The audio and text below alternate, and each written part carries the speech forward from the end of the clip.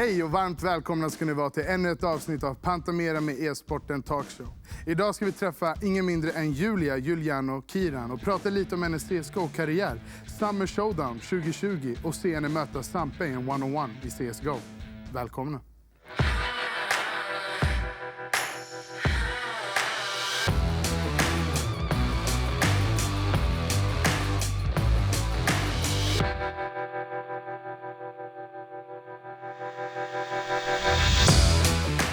Välkommen in, Julia, Giuliano, Kiran. Tjena! Kul att se dig. Detsamma. Kul att du kommer hit. Jag hörde att du åkte 5 timmar Jajamän. från Karlshamn. som ligger Blekinge. Blekinge. Södra Sverige för de som inte vet. För det är roligt, för att Blekinge var det jag kände igen. Men där ute när du sa vart du kommer ifrån, då sa de... Då var det Karlshamn som fick det. Karlshamn, ja. Ja. Men det heter det ju. Men Blekinge är många fler som känner till än Karlshamn. More familiar with. Ja. Hur mår du? Bra. Kul att Mår du ni? är här. Vi mår bra. Bra. Ja, Eller i hur? alla fall. Du mår bra? Ja. Jag känner mig också bra. Jag mår bra. Det här är en bra dag, känner jag spontant. Men du har ju haft en enastående karriär. Och vi har ju pinpointat 2 saker som vi vill plocka fram. Okej. Och vi har gjort en liten video som vi tänkte att vi tittar på innan vi pratar om. Och den ser ut så här.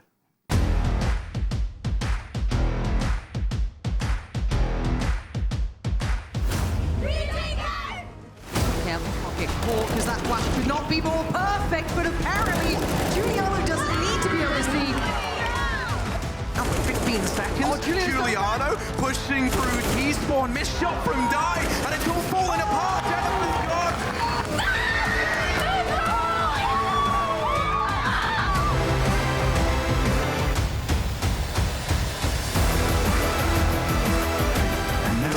She's trying to do it for 3 players left alive, and now a 1-on-2. Missed the close shot, but nails the second one, and there it is. They're just at the right moment. Oh, the flank from Elizabeth is huge, though. That's even better from Giuliano.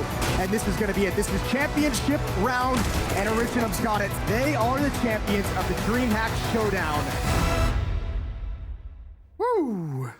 Det är bra lirat. Det är bra liv. Ja. Första spontana frågan, hur känns det när du ser det här? Jag blir helt varm. Du blir varm? Alltså Är man jävlar vilken taggad på känsla. att spela alltså? Som fan, det är helt sjukt alltså. Alltså när vi vann förra året, då var vi på LAN ju. Det var som magisk känsla. Alltså, du vet hur länge jag har hållit på med CS, väldigt många år. Första gången jag gråtit, över minst. Det är var så? helt sjukt. Ja, produktionen grät också. Men vad var det som gjorde att det var så emotionellt? Jag vet inte, jag tror för att det var första stora turneringen. Det var DreamHack, första gången DreamHack någonsin körde för Female.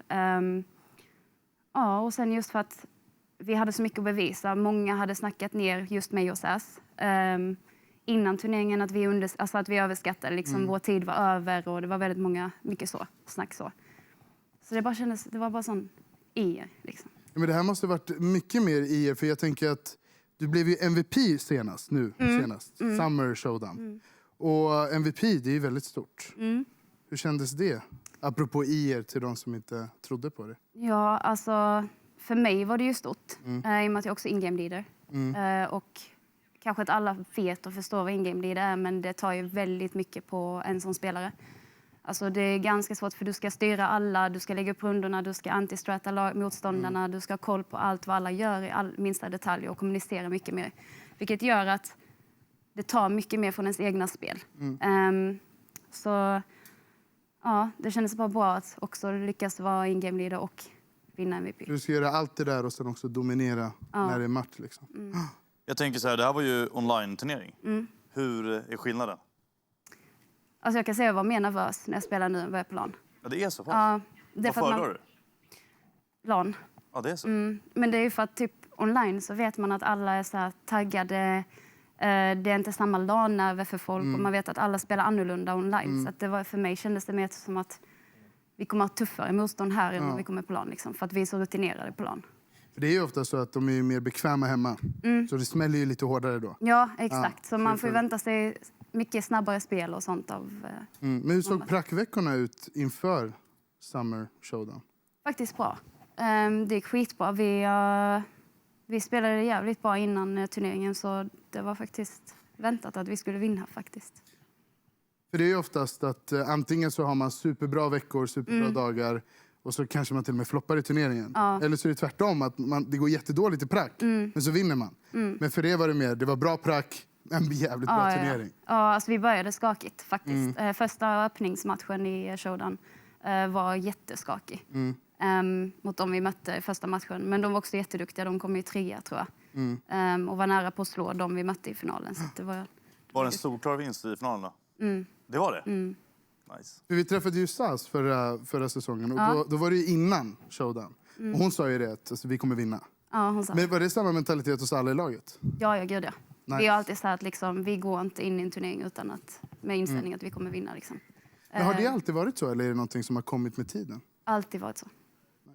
Men jag och SAS har alltid varit, liksom, vi hypar varandra också. Vi taggar varandra och vi har spelat i samma lag i 8 år. Vi har alltid varit så här att liksom, det finns inget annat än att vinna. Liksom. Det var inte så här om vi vinner utan det var alltid när vi vinner. Nice. Sen ibland förlorar vi. Ja, men så är det. That's life. Men du säger ni har spelat ihop i 8 år. Så jag antar att hon har blivit en god vän också. Ja, min bästa vän. Hur är det att spela med sin bästa vän? Skitkul. Älskar det. Vi får resa ihop, vi får kul ihop och vi umgås i fritiden och vi jobbar tillsammans och det är det bästa som finns. Men är det inte så här, ni gör liksom väldigt mycket tillsammans. Är det inte så lätt att blir det bråk någon gång liksom? Alltså sjukt nog, tror det eller ej, men på 8 år har hon och jag bråkat kanske 3 gånger. Ja, det är så? Ja. Men man träffar ju sådana människor där man bara, det är få bråk liksom. Vill du berätta något av bråken? Vad bråkar ni om? Är det in-game-relaterat eller utanför? Ja, det har bara varit in-game-relaterat. Och det har bara varit gånger vi missförstått varandra. Typ, hon har sagt en sak och så har jag tagit illa upp eller tvärtom. Och sen så har man missuppfattat det och sen så har det blivit bråk liksom. Och sen, men vi löser det. Yeah. Vi är sådana som vi kan bråka liksom i typ 1 timme. Vi sitter bara och bråkar. Och sen så då efter så bara helt plötsligt lugnar vi ner oss och så allt bra. Det låter ju väldigt professionellt. Ja. Men om man kollar på de här, det vi såg i Harryland, det var ju 2 olika turneringar. Vad är det du skulle ta med dig utifrån dem till framtida turneringar? Bra fråga. Aldrig släppa självförtroende, tror jag. För du säger ju det själv att det var lite skakigt första matchen, men att ni ändå fortsatte och till slut vann ni. Jag tror att sånt är väldigt nyttigt. Ja, men det är det. Vi brukar faktiskt starta väldigt skakigt.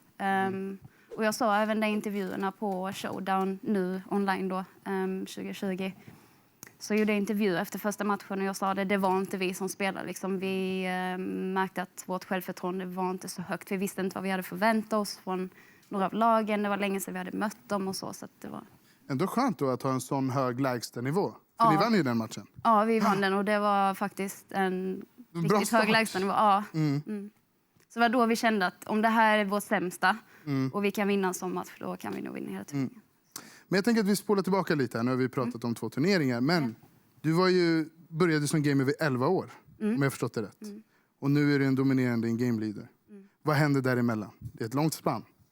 Ja, du. Hur började allting? Allt började väl med att när jag var 11 att min lillebror satt och spelade liksom. Och jag hakade på honom hela tiden. Så vi satt och spelade mycket. Vi fick ju dela på en dator. Det var så här bredbandsuppkoppling. Du vet, man fick betala i timmen liksom. Och det var svindyrt att koppla upp. Och, ja. Internet dog när man ringde. Liksom. Ja. Så fort det kom ett samtal. Liksom, det var det sista man ville ha för att man satt och spelade. Liksom. Men sen så slutade han spela och jag spelade som fan. Varför slutade han spela? Ja, men han fastnade nog inte för det som jag gjorde. Men vad var det som fick dig då att fastna? Jag vet inte. Jag bara tyckte det var så jävla kul. Ja. Men när kände du spontant att okej, det här kan jag faktiskt försöka bli bäst på? Det var faktiskt... alltså jag var jätteduktig redan som 15-16 år. Var jag svinduktig, men jag fick aldrig chansen att synas. Så jag åkte på en turnering på DreamHack 2011, tror jag det var. Men det var så mest för skoj. Det var tjejer som kallade in mig. Liksom. Vi kom sist. Det var jag skulle inte tagit den turneringen seriöst. Liksom. Men sen så åkte jag till mitt första SVC 2012. Och det var i CSGO. Kom sist. Men året därefter så kom jag topp 3 ihop med SAS i Stats på Copenhagen Games 2013. Och då kände jag, fan, jag har en chans. Jag kan ändå kanske bli någonting i CSGO liksom. Och SVC därefter 2013 vann jag mot SAS i finalen. Efter det gjorde vi lag och sen dess har vi varit liksom. Nice. Ja. Vilket är det bästa LAN-minnet då? Från allting? Lätt showdown förra året. Ja, det är så. Ja, verkligen. För det var sån feeling. Alltså jag började gråta när vi vann. Och det tar mycket för att jag ska gråta. Så det var verkligen bara bästa turneringen jag vunnit. Men du är in-game leader. Det är en väldigt svår roll som du själv sa. Hur gör du för att hantera liksom allt det här med anti-stratting och se till att alla gör det man vill att de ska göra och samtidigt upprätthålla sin egna liksom, individuella nivå? Alltså jag tror jag har hittat en jävligt bra balans i det. I och med att jag har varit in-game leader sedan 2013. Så det är 7 år. Ja, alltså man får ju rutiner och man lär ju sig spelet så pass mycket att liksom, jag påverkas inte lika mycket av det nu. Nej. Jag gjorde kanske förr på det sättet. Men om du skulle prata med Julia för 10 år sedan och säga liksom du ska bli in-game leader. Vad hade du bett henne fokusera på? Vad hade du bett henne skita lite i, kanske onödigt? Vad hade varit dina tips för att bli en bra in-game leader? Alltså jag tror jag hade sagt till henne var striktare. För jag är lite för snäll. Ja. Så jag har väl många gånger tagit för mycket skit kanske. Bara för att jag har haft drömmar och mål i vissa lag. Men i slutändan har jag ju hamnat i lag med folk som vill samma sak och vill kämpa lika mycket. Så ja, det är väl det. Nice. Jag tänker, du har legat i toppen ganska länge. Alltså vad är hemligheterna där för att ligga kvar där i toppen liksom? Träning. Ja, det är så? Ja, Många jävlar. timmar? Ja, Hur många timmar spenderas om dagen? CSGO har jag över 11 000 timmar. Okej. Om dagen då? Det är väl olika. Så jag tar ju paus ibland. Men när vi tränar så är det 7 timmar så kan man spela lite själv. Och det är olika. Ja, det är så pass. Du fick ju faktiskt möta Julia i en one-on-one. Ja. Och det gick så här. All right, Är Julia. det för att få stryk eller? Ja, men först en 10. Sen kan vi snacka. Nu ska vi se här. Ja då. Oj, oj. Ja. Men jag måste ge dig försprång. Jag vill påpeka och säga att jag har varit lite offline också senaste... Ja, men kolla. Nej, men nu fuskar du ju. Det är 2 på raken nu. Ja då. Jag har en teori. Desto närmare skärmen man sitter, desto mer inne är man i spelet. Hur tycker du om det? Jo då, jag sitter jättenära skärmen. Normalt sett. Nej, nu får du ju kämpa på lite tycker jag. Då var det först i 10. Först i 10. Och jag är halvvägs dit. Vad håller jag på med? Jag hade 3 raka. Vad händer? Ja, sa jag det? Eller är det lite försprång? Ja. Mattan här, vad händer? Nej, men vad händer? Nej, men vad är det här? Ja, nu är det bara 300 kvar. Sprayar vi? Nej, hur mycket HP hade du? Nej, det var 15. 100. 15, jag såg det. Ja, Gör vad det inte. säger du nu? En till. Ja, men vi kör pistollast kanske det blir jämnt. Nej, ja, du får göra det. Jag kommer köra A-kon. Ja. Sådär. Ja. Nej, nu har du fått Nej, feeling men alltså på vadå? detta. Thrower du nu eller kör du på riktigt? Nej, jag kanske tror det. Ja. Va? Ja. Nej, Nej, men kolla, sluta. vinner jag den här, då är det GG. Vad händer? Nej! Nej! What can I say? Ja, det är GG. Bra lur. Bra spelat. 10-9. Ja, men okej. Och då körde också Julia lite USB och trollade. Ja, men det behöver vi inte gå in på. Låt För du mig- hade headkevlar.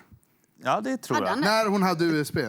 Det vet jag inte. Det vet jag, för jag satte ihop. Okej, det gjorde... Ja. Ja. Nej, men låt mig försvara mig. kör. Nej, men grejen är så här. Jag har inte spelat jättemycket på senaste. Nej? Nej. Och vem är jag? Jag är en amatör. Ja, du tänker så. Här snackar vi proffs. Ja. Och att jag fick 9 runder. Ja. Okej, minus 2-3 troll. Ja. Säg... Du kommer sova gott. Ja, jag kommer sova gott. Jag är sova nöjd. gott. Ja. Jag är fett nöjd. För vi bettade ju där utanför och jag hade ju lagt pengar på Julia. Så det är bra att du vinner. Det är väldigt viktigt. Men tråkigt, men vi får se. Bollkastet sen som vanligt och kommer Betyg. tillbaka. Betyg, jag vill veta. Alltså, mig som spelare. Alltså där i början fick du ju bra. Eller hur? Han fick in 3 rundor, 3-0. 3 runder. Jag tror jag blir lite nervös Men faktiskt. sen tror jag att du börjar slappna av. Ja, det är ju Det är det. det. Och det är Han det. tänker att han är skitbra när han Ja. har 3-0 mot mig. Och Det sen är så det. Mentalt överläge hade du sen. Men jag vill, Men det är ju jag vill ändå rutin. veta är lugnt, 1-10. jag löser Vart det är jag? Ja, men du får ändå en stark 6. Oh, Sexa ändå. men vad- Brollan kom ju typ 3, men Ja, det är skitsamma. exakt. Det är inte Ja, det vi ska ja. prata Ja, men jag är nöjd med det där. vi går vidare tycker jag. går vidare. Vi ska prata lite om den kvinnliga CS-scenen tycker jag. Jätteintressant för mig. Så det här kommer bli väldigt kul. Du har ju varit med hur länge som helst. Yes. Så jag tänker att vi börjar lite med hur har det utvecklats? Från när du började till hur det är idag. Själva scenen i Ja, sig med turneringsmässigt. Jo, alltså vi skulle ju haft det bästa året någonsin i år. Tills covid-19. Ja. Så ja, det har ju varit lite tråkigt så, men jag känner ändå att det börjar växa liksom. Alltså det kommer fler och fler tjejer, fler lag, fler som satsar, fler organisationer, större organisationer som satsar på tjejlag och damlag och kvinnor i e-sport och allt möjligt. Så det är kul. Det är mycket större än vad det var när jag började. Då hade vi 3 turneringar på år, kanske om ens det, och de låg kanske på $10,000 i prispott liksom.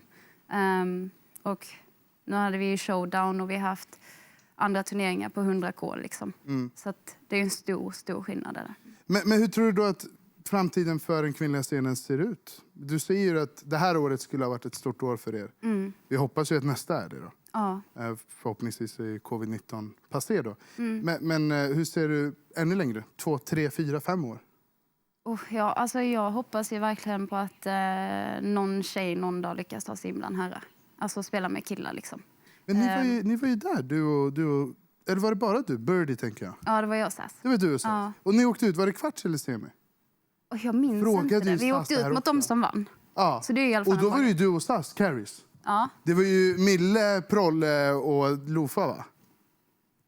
Nej, Schneider. Pronak Schneider och Var det inte Emilio. Ja, de var ju där nere. Ja. Det var ju du och Sass där uppe. För jag kommer ihåg, jag såg någon cash-match. Och det är det jag menar, alltså, skulle det inte gå nu? Jo, absolut. Men problemet är att många gånger så jag har ju hoppat in för vilka var det? Michael Elle och Skytten och de när de spelade ihop. Jag och Seth hoppade in som en inhoppare för några år sedan också. Men det är oftast här i små turneringar eller inhoppsmatcher. Det blir aldrig liksom så här seriöst att då gör vi ett lag. Varför tror du att det är så? Svårt för mig att svara på faktiskt. För jag hade gärna gjort det. Alltså jag hade gärna spelat med killar om jag hade fått ett erbjudande av killag att vi vill ta in dig liksom. Så. För det var väl någon kvinnlig ligspelare som gick med i något killag. Och jag tror att det gick bra också. Fan, jag borde veta det här. Ja. Men det kanske kommer tillbaka mer information om det. Vi får se. Men jag tänker så här lite CS, liksom, förebilder och sådär. Vem har varit din under tiden du har lirat? Eller kanske är nu också? Bra fråga. Jag har faktiskt aldrig varit den personen som haft en förebild. Nej. Min mamma har varit min förebild, men det är liksom i livet, inte CS-mässigt så. Jag har aldrig haft någon jag ser upp till, utan det enda jag har alltid velat bli, jag vill bli en bättre version av mig själv. Jag har alltid velat, okej, men om jag är här idag, om 2 år kommer jag vara där liksom. Då kommer jag vara... Analyserar du mycket av ditt egna gameplay? Hela tiden. Vi har ju ett annat topic som är väldigt intressant och det har ju lite med streaming att göra. Och innan vi glider in på det så har vi ju en video vi ska kolla på. Okej. Och jag tänker att det ser ut så här.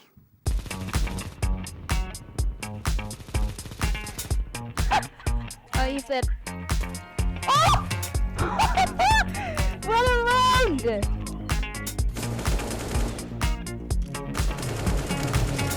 Man, I can't spray! What's wrong with me? Oh! Oh my god! Goodness! They baited. I knew it was a bait and I bought it. Oh no. Så du streamar ju en del, precis som jag och Sampe här. Du är lite mindre än jag kanske. Men streaming för dig, är det för att det är kul eller är det för att bygga på Juliano som brand? För att det är kul. Det är för att det är kul? Ja, förr var det ju... Alltså när jag började 14 började jag. Då var det ju för att bygga liksom. Alltså någonting kul och... Ja. Men också bygga ett namn. Ja. Men sen slog jag igenom ganska hårt som proffsspelare och då hamnade det lite bakom. Så det... Men känner du att det kan vara typ jobbigt att streama och försöka liksom spela bra pracka? Liksom, Ja, så här? det Det går svårt. inte? Nej, alltså då måste jag fokusera mer på spelet än på chatten. Alltså det beror på, så här, ska man vara underhållande eller ska man vara tråkig? Liksom. Det går inte att gå live och göra båda grejerna? Nej. Jo, kanske om man har en bra dag. Ja. Ja, men det är det. Om man har en bra dag, och det har man ju inte varje dag, tyvärr. Annars hade ju man varit bäst hela tiden. Exakt. Men en seriös fråga som jag tänkt på är, hade du kunnat dra en Shroud och köra lite så här, men nu ska jag bli streamer fulltid och inget annat? Eller tilltalar proffslivet och tävling dig för mycket? Jag har för mycket vinnarskalle. Ja. Alltså jag skulle nog inte klara av att spela och inte tävla. Alltså antingen måste jag tävla eller sluta rakt av. Hade du kunnat se dig själv tävla i något annat än CS? Till exempel Valorant. Nu kommer Jag den in. var kom den. tvungen att dra den, okej? Jag var tvungen att dra den. Nej, Dota kanske. Okej. Kul. Har du kört innan? Jag spelade Heroes of New York, Ja. vilket var tidigare. Ja. Det absolut bästa spelet genom tiderna. Tills de förstörde det. Ja, det blev pay to win och hela den grejen. Ja. Men det är en helt annan diskussion. Men hur kommer det sig att MOBA är så intressant? Taktiska. Ja. Ja. Det är kanske därför du är in-game leader, va? Makes sense, för det är det taktiska i CS. Men jag kan tänka mig att det är många som tittar som vill veta lite. Det är många som vill bli streamers och allt vad det nu kan vara. Vad hade dina 3 bästa tips varit till en nystartad kanal? Liksom? Var dig själv. Var underhållande. Och uppmärksamma de som tittar på dig. Liksom. Alltså, jag tycker det är ganska viktigt att, för många sätter på streamen och blir ganska stela framför kameran. Det är som liksom bara ändras. Men man ska våga släppa lös lite. Så. Hur gör du annars för att interagera med ditt community? Jag tänker inte bara Twitch, utan allmänt. Twitter, allt. Jag kör jättemycket AMAs på Instagram. Det är ju så här Ask Me Anything. Exakt. Frågor typ. Så folk ställer frågor, svarar jag på dem. Brukar inte svara på DMs just för att jag vill inte att folk ska kunna skicka till mig. Liksom acceptera. Ja, det är många creeps och så som börjar spamma. Det har jag gjort förut. Och sen så spammar de och spammar slutar aldrig. Ja. Och man vill inte blocka någon heller. Den har man gjort, va? Alltså, det ser snällt ut första meddelandet. Du svarar bara, no, it's tomorrow. Ja. Och sen har de ju direkt access. Ja, sen är det 150 missade meddelanden. Exakt. Ja, jag kan tänka mig att det är mycket värre för dig också, tyvärr. Men utöver AMAs, har vi några mer tips? Det här är lite för mig Kör själv lite live också. på Instagram. Jag brukar svara på kommentarer och sånt. Eller like-kommentarer och sånt. Nice. Vad gör du när du går live på Instagram? Jag frågar för mig själv. Bara prata skit.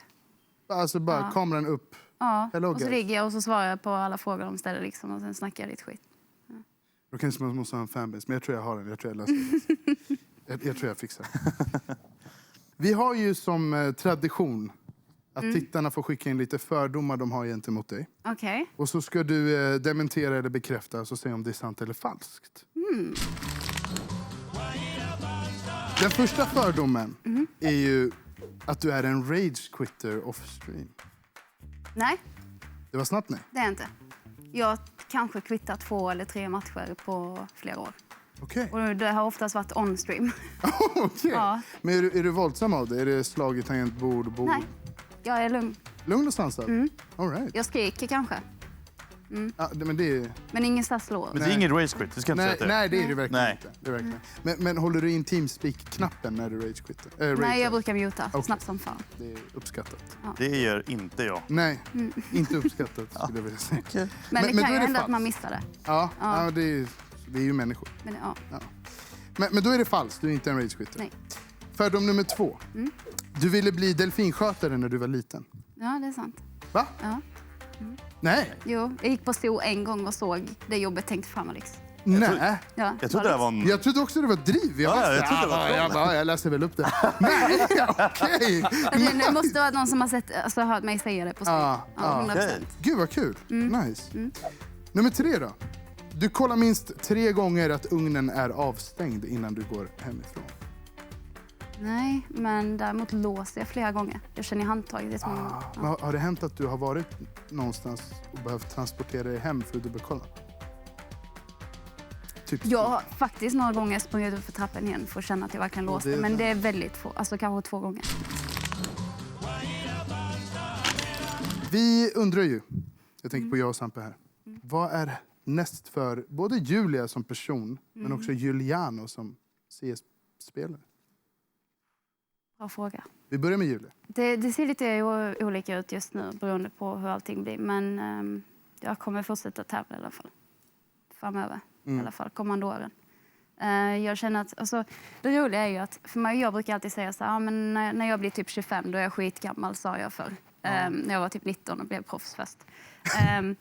Ja, då är jag skitgammal, då ska jag ha barn, jag ska sluta spela CS, jag kommer vara skitdålig ändå för man är sämst när man är 25. Det var vad jag sa. Ja, idag är jag 26, Sen fyller vann 27. du MVP där. Precis. Så vann jag MVP, 26 år, fyller 27 snart om en månad liksom.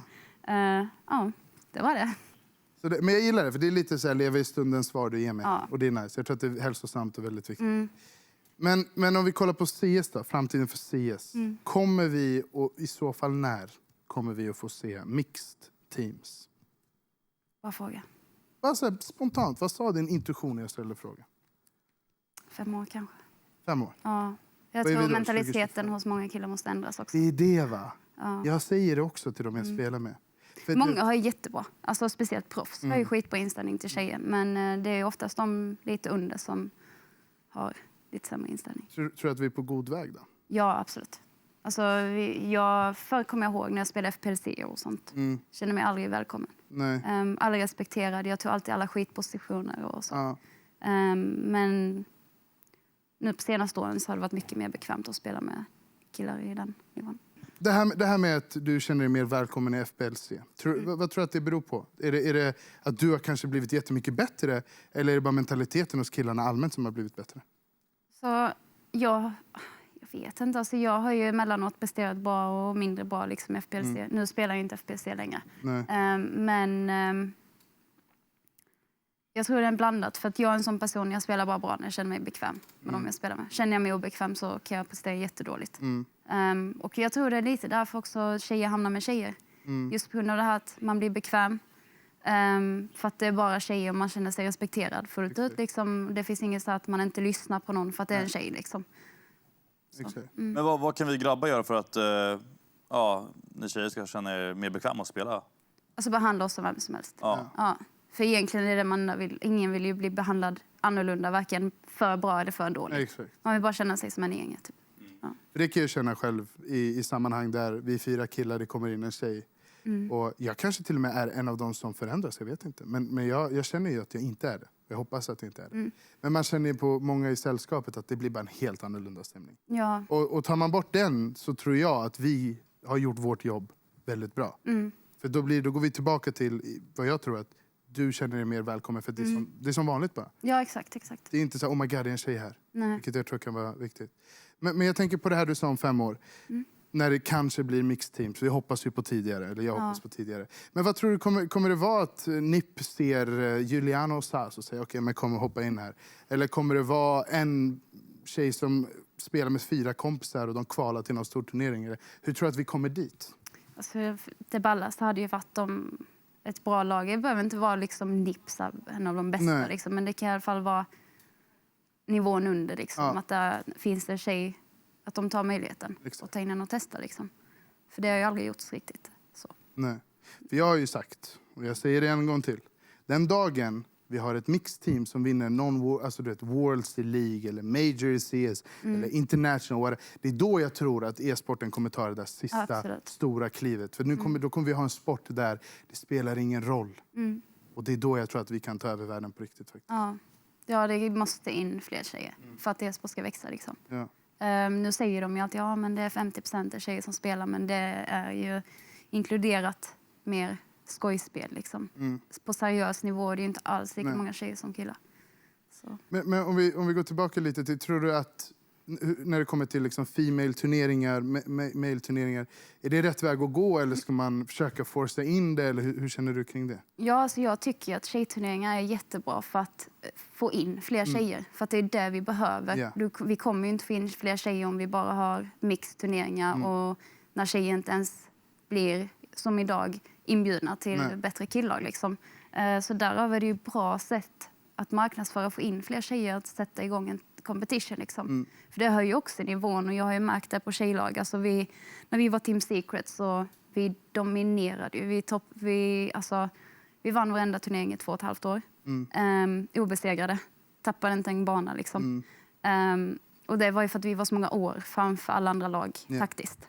Och individuellt så också, men mycket taktiskt. Och vi hade ju många basics som inte ens tjejlag hade fattat än. Idag är ju den konkurrensen mycket. Och det är ju väldigt positivt. Ja, vi har ju CLG som är i Advanced, tror jag, i USA. Ja, nice. I ESEA. Så att det går ju framåt. Och vi känner ju där när vi möter andra lag att vi måste ju topprestera och vi måste alltid vara maxade. Nice. Ja. För jag tänker också på, jag gillar ju det konceptet. Det var det den turneringen ni vann förra året? Där det var en tjejturnering och den som vann blev inbjuden till en annan DreamHack-turnering. Ja, i Rotterdam. Ja, exakt. Det är ju ett nice koncept, tänker jag. För vi har ju råd att ge bort en spot. Tänker jag spontant. Jag som inte... de annars ger till lokala lag liksom, från det landet. Eller hur? Så jag tycker, tror du att det kan vara en bra väg att gå? Ja, men det var ju väldigt tufft för oss. Vi fick ju ta in en stand-in. Vi skulle ju kicka en spelare i samma veva och ta in en ny. Och så fick vi aldrig få in en ny. Nej. Så fick vi låna en från ett annat lag. Ja. En kille. Men jag tänker skit i hur det går. Det är det. Alltså, jag menar, Nips 87-0. Den pågick ju ett tag. Ja. Låt det ta tid, men så länge man fortsätter ge chansen så tror jag att det är slut. Så du vet, det kanske tar ett halvår innan ni lyckas ta en karta, men sen kanske ni tar det från gruppen och sen är det semifinal, sen är det final och sen, du vet, det är det jag menar, att jag tror bara att man måste fortsätta ge chansen. Men det är bara vad jag tycker, jag har ingen aning. Nej, ja, alltså, jag håller verkligen med. Det finns ju också kval och sånt som vi spelar mycket. Vi har ju slagit ganska, alltså topp 40-lag någon enstaka gång liksom. Lyckats ändå slå några, men det är ju, vi har fortfarande en bit att gå. Ja, men alltså, fortsätt. Det är bara det jag har att säga. För att jag säger vi behöver det för att verkligen make sure att e-sport blir vad det alltid varit menat att vara. Men nu är ett annat roligt moment här. Okay. Du slog ju Sampe i online, höll jag på att säga, i spelmomentet. Men nu ska vi köra lite IRL. Okay. Och där bettar jag ju på det här. Det är dags. Alltså det är du och jag igen? Ja, det är ni två alltså, igen. Han får chans. Han får lite chans. Men nu är det IRL. Nu är det i IRL. verkligheten. Nu är det i verkligheten. Och jag tänker att vi tar plats och sen förklarar jag lite mer reglerna. Så varsågoda. Okay. Då var vi här. Slutmomentet. Mitt favoritmoment nästan. Mitt med. Alltså, Det är väldigt kul. Du vann ju 10-9 där i CS 101. ja, Så jag hoppas egentligen mer. Ja, vi säger 10-6. Men jag hoppas ju att du vinner nu. Reglerna är väldigt simpla. Ni får hålla i korgen. Ni ska kasta in så många bollar som möjligt på 30 sekunder in i det nätet. Och den som vinner, där blir varje boll värd 100 kronor som vi sen kommer att skänka till Pantamera-bössan i Musikhjälpen senare i år. Så man vill ju vinna. Det är klart man vill. Så det är bara att göra er redo. Plocka upp korgarna. On my go. Jag börjar på 3. Är ni redo? All right. Då kör vi. 3, 2, 1, go! Du börjar svagt, Sampe, men det gör jag inte. Julia börjar jättestarkt. Du har hittat den här vinkeln. Jag har hittat.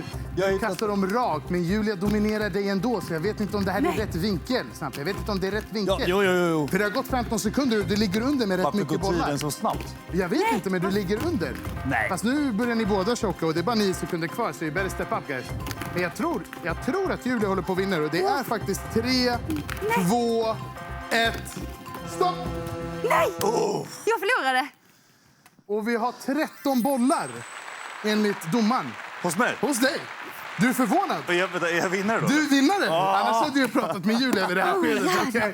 Så det är 1300 spänn till Pantamera-bössan i Musikhjälpen senare i år. Vad har ni fått som max?